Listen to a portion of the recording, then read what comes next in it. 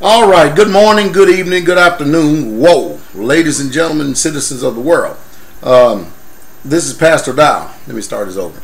All right, good morning, good evening, good afternoon, ladies and gentlemen, citizens of the world. This is Pastor Dowell, and this is Cindy Bridwell.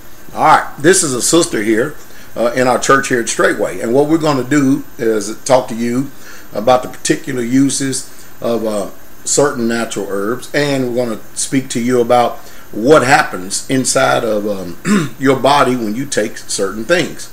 So I guess to start off with, I think what we'll do is we'll let Sister Cindy here explain to you the difference between natural herbs and synthetic chemicals that you go to your medical doctor or whoever it may be, the difference of what happens in our bodies and how our bodies react to the natural herbs as opposed to the synthetic chemical that we often treat ourselves with, some of you out there who don't have any knowledge of natural herbs. Now, Sister Cindy, what is it? What is the difference between taking natural herbs to try to cure, whether it be a runny nose, a cold, or a fever, as opposed to chemicals or synthetic? Well, the body knows what to do with natural things. I'm going to use an example with sugar. If you take sugar, the body knows what to do with it. It turns it into fat. If you take the chemical substitute for that, it does not know what to do with it. Therefore, it has to get rid of it. And the aspartame is even turns into formaldehyde in the body. That's a pickling process for the body. With herbs, the body knows what to do with it. It's a natural thing. It is something that God made. When a chemical is put in, it really throws the body. The body doesn't. That's not a natural thing to be putting in. And for example, the prescription drugs, they may help in one area, but they're going to hurt in another area. That's what makes them a prescription. That's why you have to have a prescription for it. And also, in taking herbs, you need to know what you're taking and not just take anything, because herbs do affect the body, but the body does know what to do with something natural God made. So the herbs have a way to assimilate into the body and to help the body, and also eliminating once it's finished running its course, providing if it's not needed. Right. But the chemicals, they kind of like rest in the body, or they stay in certain places, and that's the chemical reaction that causes these diseases that show up later on in life. Everything filters through the liver, so when you take the synthetic drugs, that really has a toll on the liver. And if you'll read anything you get from the pharmaceutical companies, the pharmacies, they've got a sheet that comes with it that gives you side effects. And so many times, the side effects is damage to the liver. It hurts the liver because everything filters through the liver. And these are chemicals then that are the liver really doesn't know what to do with it. It's a chemical. So far as, or let's say the difference between the natural and the chemical way, the natural way will be a whole lot more healthier than the chemical way. Yes, exactly. The body knows what to do with the natural way. Let's go into the kitchen for a second. Often you'll see a lot of people who use cast iron stoves or cast iron skillets, or some people will use aluminum or different, all these different types of utensils, or whatever you want to call these cooking things that people use today to fry certain things. They have these particular skillets and stuff that you don't have to put any oil in. Right. And and they can make eggs and stuff. And so is there anything inside these cooking apparatuses that would affect our bodies? Very much so. First of all, the cast iron skillet, it has iron in it, but it's not the form of iron that the body can assimilate. It's not a good form. The body needs iron, but not that type of iron. Okay. So you don't need that type of iron in the body. Then you get into the aluminum, and the aluminum leaches out into the food and has been connected with Alzheimer's in the brain, lodging in the brain. And then the Teflon, that's man-made chemicals, and that's the non-stick.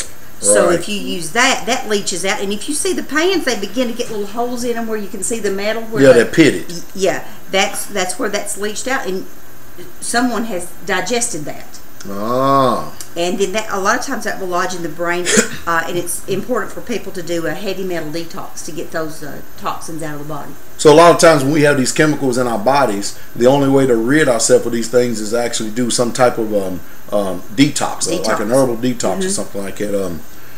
Which you have to know what you have to know what you're doing even in that. Yes, you do. You need to take a detox that would detox the major organs, heavy metal detox for the brain, the heavy metals there, but you really need to know what you're taking. You don't just need to start taking things. Right.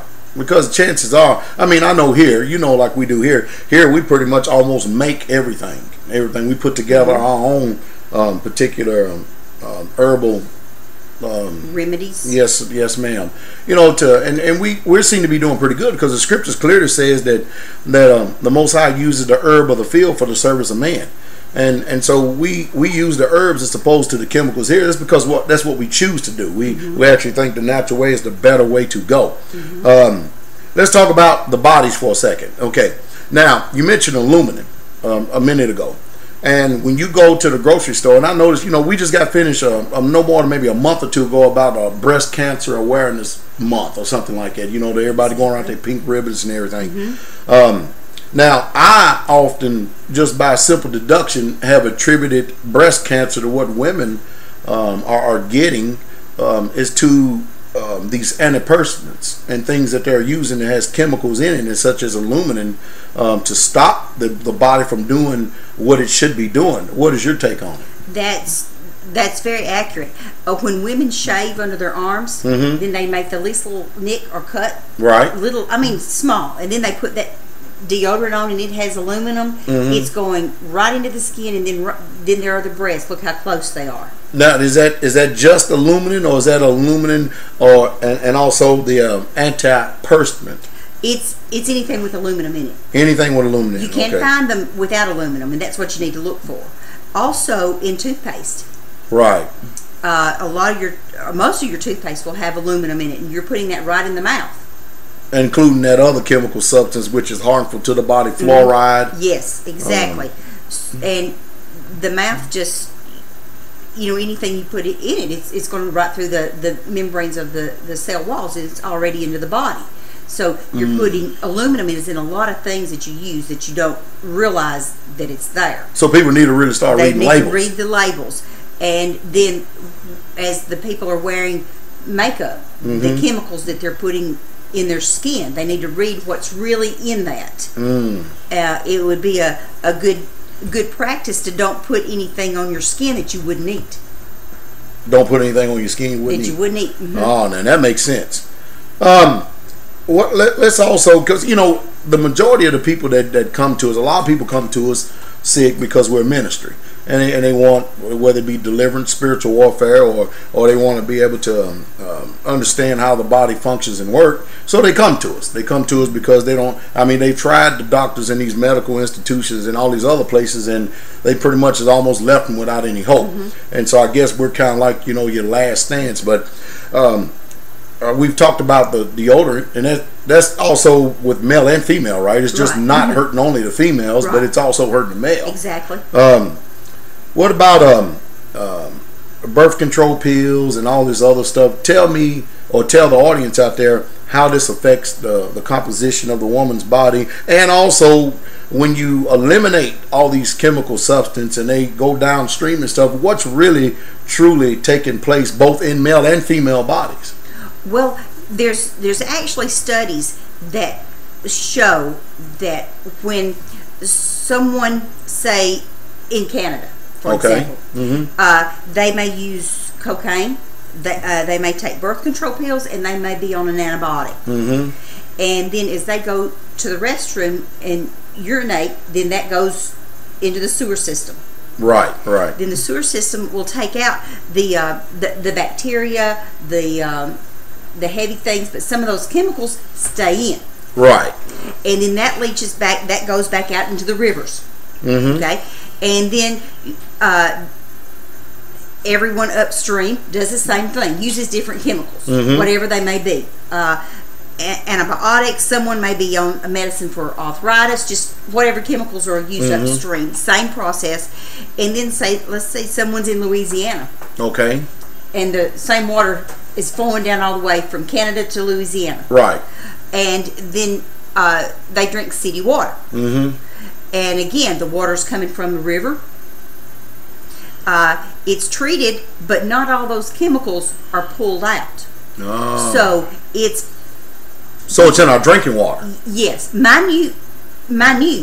But does a male need female birth control pills in the body at all? No. Female doesn't even need it in there. So you've got all these chemicals that trace amounts can be found, and I'm talking trace, but still you don't need that. Right. Because of it being in the water. So the best thing that we could do that I know of is to distill water or reverse osmosis water. And this is making your own with a machine, not going to a store and buying some type of reverse osmosis water. Yeah, you'll see these machines in Walmart or Kroger's, wherever they be, and what they call reverse osmosis is this machine is hooked up, it has a light. And it's actually hooked up to the municipal water supply, which runs through that light.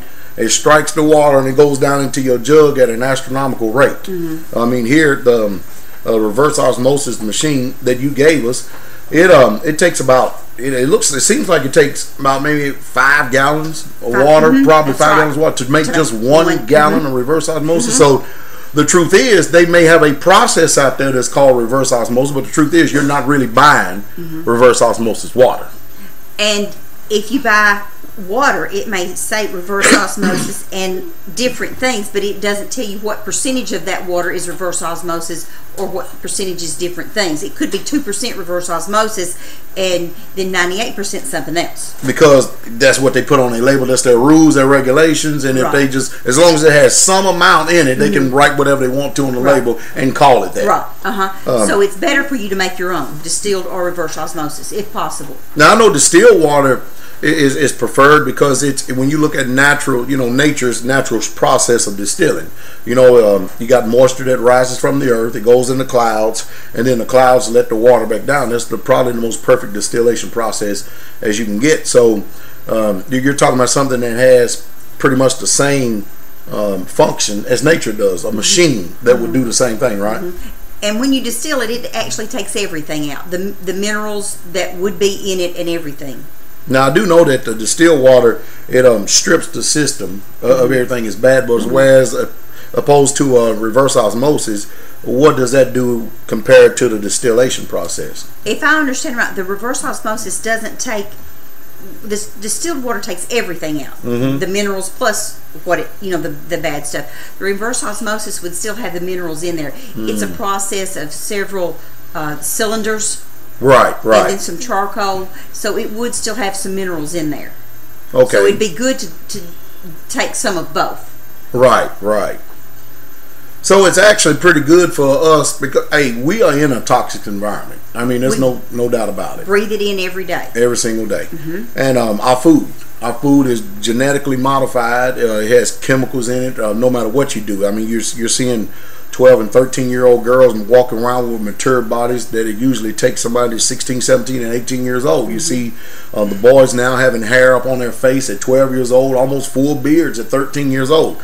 So all this has to do, all this is coming from all the chemicals that we're receiving via our food or the food source. For example, cattle, chicken that are fed the growth hormones, and then we eat the cattle and the chicken, then that is in us. The antibiotics that are fed to those animals, and then we eat those animals, we're getting those antibiotics. Let's go to the grocery store for a second then, since we've been there some way, I mean, and throughout this talk anyway.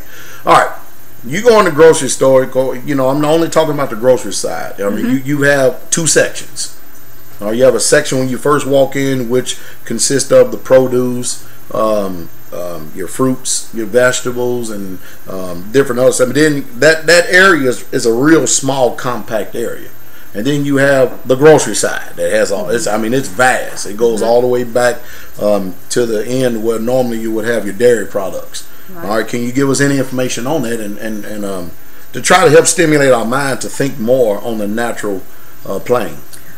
You need to buy as much organic as possible. It is higher. However, if you don't choose to buy organic and pay more, you'll be paying more in medical bills later on because of the chemicals you're putting in your body. If you're not in an area where you can purchase fresh eggs, there are some at the store that will say that they're free range, no growth hormones, no antibiotics. You just have to take it at their word that that's how that is. It does cost more. You have to be very careful about the fruits and vegetables. My husband and I were at a Walmart the other day and picked up an apple, and the fine print on the bag, it had shellac on the apple. Shellac on the apple. Now, what's the purpose of having shellac on the apple? Other than to look pretty, there's not, because you sure don't need to eat that. And so a lot of people, they probably will go to the supermarket, buy an apple, think they're getting a pretty good apple, and then maybe just wipe it off on their shirt, which they're really truly not wiping the shellac off, and just bite off into it, and next thing you know, it's in the body again. And if you get apples now and you try to wash that coating off, you just pretty much can't wash it off. Oh, it's on there. I've not found a way. It's just on there. But most of the vitamin and minerals are usually in the skin of the apple in itself. That's covered with shellac. That's covered with shellac.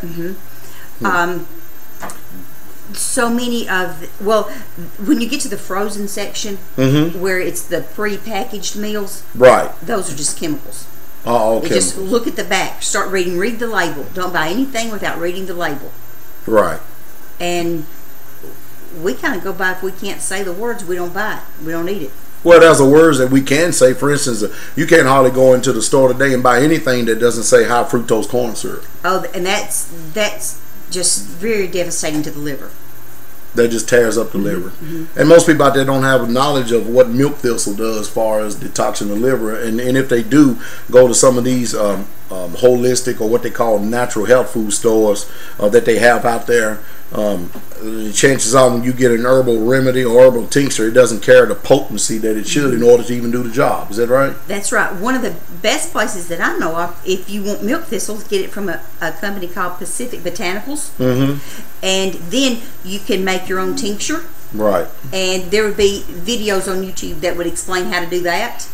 And then that lasts for 50 years. It's not like the herb may lose potency, the dry herb, the powder herb, but the tincture would last for 50 years. Well, we've been talking about natural herbs here for a second, and we're going to finish up on this segment right here, and we'll come back at a later time. I'm sure people are going to enjoy this. Let's herbs in itself, you said it will last, 50 years? In the tincture form. In the tincture form, yes. Right?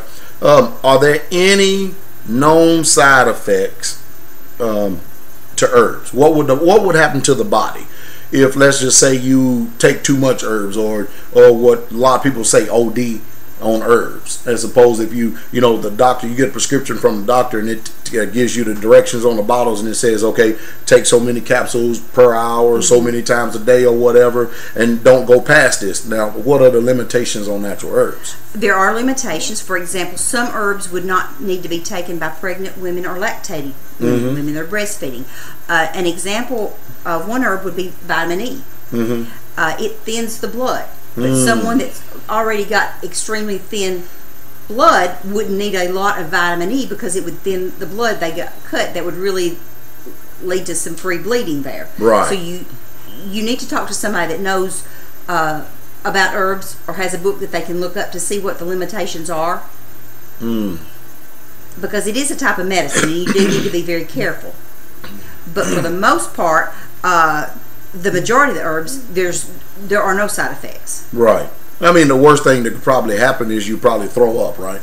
Which, that's not bad. I mean, considering if that's, overall, the only side effect is better than what you would see on TV if you take a particular drug, and next thing you know, you may have dizziness, nauseousness, or you may have a heart attack, or you may have a stroke, or you may go into seizures and convulsions, or whatever. I mean, all these other things that they put on their disclaimers. I would like to add this. When Americans get a fever, one of the first things they want to do is try to stop it. That's your body's way of baking that out. Yeah, your body's actually working for you. It's letting you know that there's something wrong. And then if they get a runny nose, what do they want to do? Stop it. And that you need to let that out. Right. And sometimes we do the opposite of what we are supposed to be doing. And we leave that stuff in our system. Is that right? We take things to, and if we have diarrhea, we want to stop it when you should let it flow through. The only time you'd want to stop it if the fever started getting way too high and was going to stay there, or if the diarrhea had gone on for so many days you were going to be dehydrated. Exactly. But just the first little signs of the little bouts of it, don't stop it. All right. Well, you know, this is just one of many segments. I'm going to have brother and my wife and a few other people. We're going to come over here, and I told you we was going to talk about different things here to you, the YouTube audience. Now, Sister Cindy is one of our faithful sisters here at Straitway, on part of the body of Christ. She's part of the Israelite heritage here, and we have spent our whole entire life since we've been in the faith, trying to learn how to take care of ourselves, because many of you people, if you think that it costs a lot of money to be healthy, you ought to see how much it costs being sick. So we've learned over a period of years, and we're still learning, because there's a lot of information and a lot of knowledge that are sitting there in those graves that was never handed down to us. And I don't think for 1 minute that the FDA or our government plans on you having any knowledge whatsoever in how to take care of yourself, because the medical professions out there cannot make any money on people who are healthy. They make money on people who are sick. Before we let go, the YouTube audience here for a second, Sister Cindy, you remember you came to me and you showed me this picture about this particular McDonald's burger. Yes. This Happy Meal burger. Can you explain to the YouTube audience out there what was taking place on this McDonald's burger? Nothing took place. 20 years later, it looked the same. You couldn't tell the difference in the fresh one, and the one that was 20 years old. So you're eating chemicals. Because only chemicals can preserve that burger to keep it from breaking down or decomposing. Exactly. And it is true. I saw it for myself. I saw a picture of a McDonald's Happy Meal hamburger and one that they put next to it that they just got finished cooking. And you could not tell the difference between the two of them. Right. And that's sad. So when you think about that, you go out there to these fast food restaurants and stuff, and you thinking that you're getting a quick meal and stuff. You know, people, you need to start thinking. You need to start educating yourselves, because you can't depend on a system that has trained you to be subordinate. You can't depend on a system that has trained you to be ignorant. You can't depend on a system that has nothing but motivation to keep you sick in order to continue to keep functioning and extracting more monetary funds or gain out of you. You can't depend on that system to take care of you and your health for yourself. Can I add something? Sure. As I look at people, say if I'm in Walmart and I see people lined up at the pharmacy getting all their prescriptions, right? The people that are taking the more prescriptions are not healthy. Right, it's right. The people that don't take the drugs that are healthy. That are healthy. And it's like the more they take, the sicker they get, because this drug will cause a side effect, and then you have to take another drug to counteract that side effect. And these people on the medications are not healthy. Yeah, that's true. That is true. You know, I hope that some way, somehow today that we've been able to give some information to y'all to help you out a little bit. And we hope that you at least hear. Now, let me do a quick disclaimer for all you government dogs out there. What the information that we're giving is not here to prevent or to discourage or to try to prevent any disease from happening. The information that we're giving to you, because the government don't want you to have it, folks, is intended upon your education or your health education, so that you don't have to go to those pigs and dogs for anything, because the only thing they want to do is kill you. I just thought I'd bring rare form to it, you know what I mean? And if they want to go to doctors, we don't care. We don't care. We don't care. That's not, now, you know, many people would try to say that, well, y'all anti-doctor. No, we're anti-devil. That's what we are. But no, we're not totally anti-doctor. We believe that they have their places and stuff, but, you know, if you're going to continue to depend upon them for your health, you're going to ultimately die at the physician's hands, and that is the truth. Well, we hope that you enjoyed this particular segment, and we'll see y'all on the next segment sometime soon. Hallelujah. The King is coming. Goodbye.